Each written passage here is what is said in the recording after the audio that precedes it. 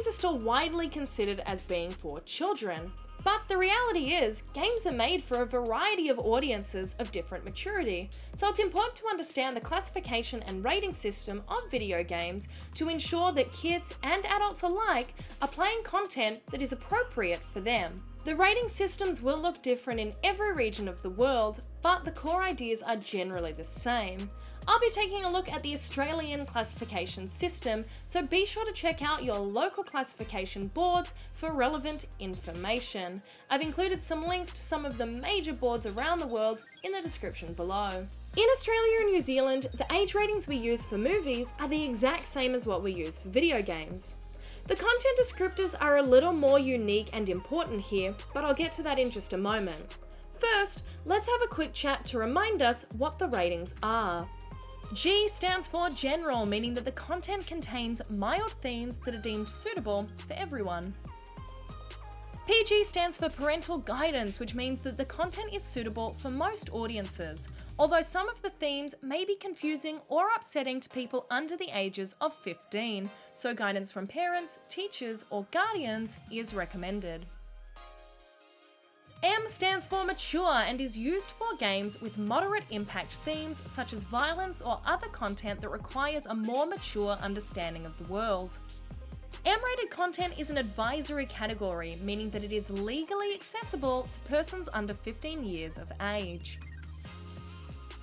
MA15+ stands for mature accompanied, meaning that it contains strong impact themes such as sex scenes or drug use, and is named after the fact that it is illegal for persons under 15 years of age to buy or watch MA-rated content without an adult guardian present. R18+ stands for restricted and is only available for adults 18 years and over, as the content is considered to be high in impact and may even be inappropriate for adult audiences.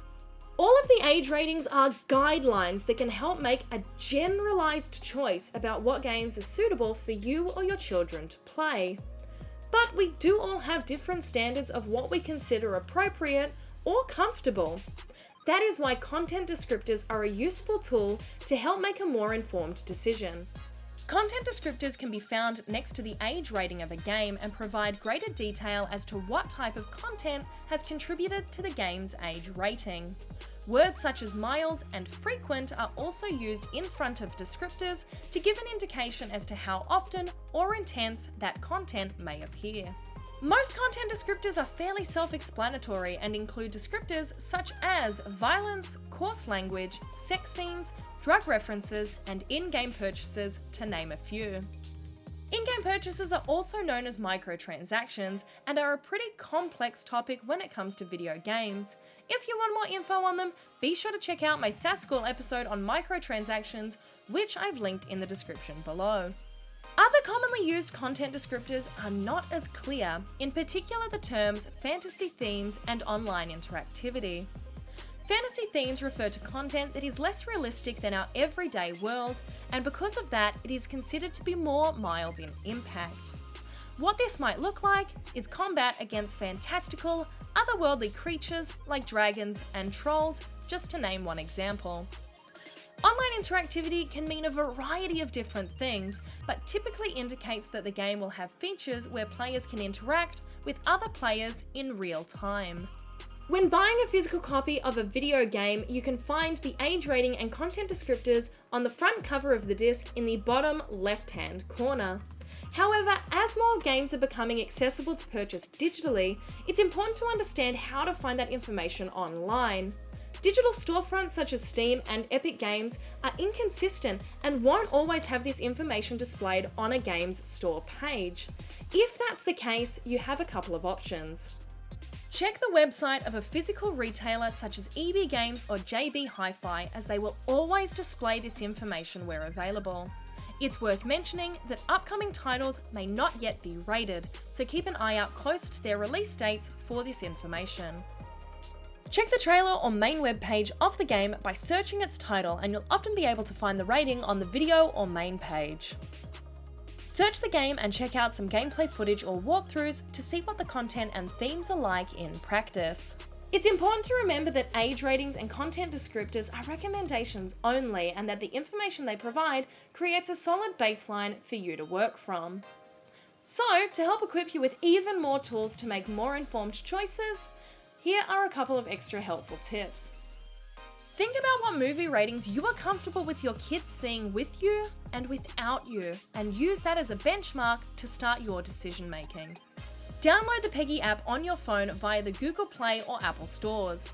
This is a great app to get a brief overview of ratings and descriptors for specific games based on the Peggy classification system, which is used throughout Europe.